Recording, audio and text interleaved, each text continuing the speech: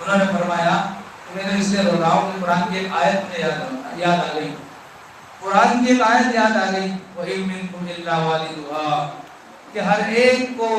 جنتی ہو یا جہنمی ہو، ہر ایک کو وہ اس راستے سے گزرنا ہے، جہنم کے راستے سے گزرنا ہے،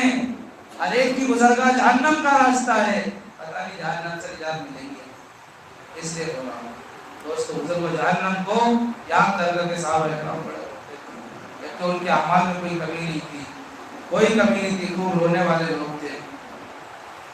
اس لیے ہمیں بھی رونا ہے اور اللہ تعالیٰ کے سامنے خوب جو ہے گڑگڑانا ہے۔ ایک واقعہ ہے جس میں اللہ کا ڈر بتایا ہے، اللہ کا ڈر ہے تو ہی رونا آتا ہے، نہیں آتا۔ امام ہارون رشید نے اپنے محل میں دربار میں کہا کہ میں